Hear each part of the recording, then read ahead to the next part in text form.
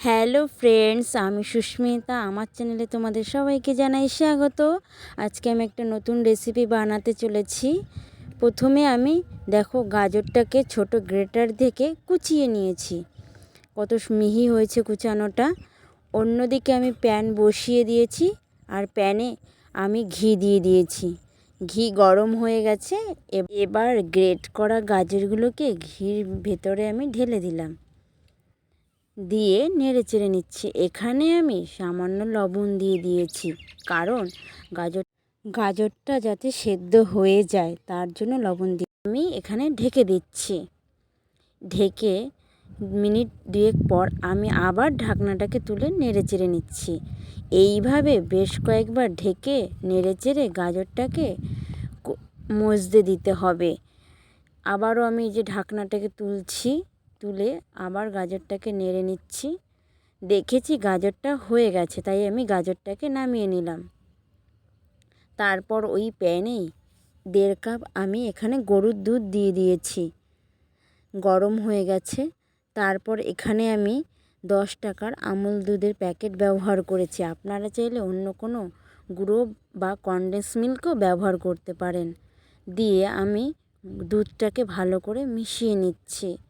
মিশিয়ে নেওয়ার পর এখানে যে গাজরটা আমি ভেজে রেখেছিলাম আগে, সেই গাজরটা এবার আমি ঢেলে দিচ্ছি। দিয়ে ভালো করে মিশিয়ে নেব গাজরটাকে। যেহেতু গাজর আমি আগেই 80% কুক করে নিয়েছি, এবার আমি দুধের সঙ্গে মিশিয়ে আরও কিছুক্ষণ ভালো করে কুক করে নেব। এখানে নেড়ে চেড়ে নেওয়ার পর এখানে আমি সামান্য চিনি ব্যবহার করছি। যেহেতু বেশি মিষ্টি আমি দেব না, তাই আপনারা আপনাদের পছন্দ অনুযায়ী এখানে মিষ্টি ব্যবহার করতে পারেন। দিয়ে ভালো করে মিশিয়ে নিয়েছি।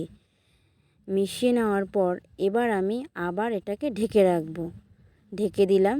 ঢেকে কিছুক্ষণের জন্য এটাকে রান্না হতে দেব। ঢাকনা সরিয়ে নিলাম। আবার আমি এটাকে নেড়ে চেড়ে নেব। গাজর আর দুধ দিয়ে তৈরি এই পুরটা আমার রেডি হয়ে গেছে। এবার আমি পুরটাকে নামিয়ে নেব ঠান্ডা হওয়ার জন্য। অন্যদিকে আমি একটা গোটা নারকেল কুড়িয়ে নিয়েছিলাম। তো এটা আমি চিনি নয়, আখের গুড় দিয়ে নারকেলের পুরটা তৈরি করেছি। তোমরা সবাই জানো কীভাবে তৈরি করতে হয়, তাই আমি এই ভিডিওটা করিনি। এবার আমি যে একটা ব্যাটার বানাবো তার জন্য একটা গামলা নিয়ে নিয়েছি। এখানে 1 কেজি গরুর দুধ ব্যবহার করেছি। তারপরে 500 ময়দা এখানে আমি অ্যাড করে দিলাম, আর কিছু পরিমাণ চালের গুঁড়ো এখানে আমি দিয়ে দিচ্ছি। চালের গুঁড়ো দিয়ে দিয়েছি।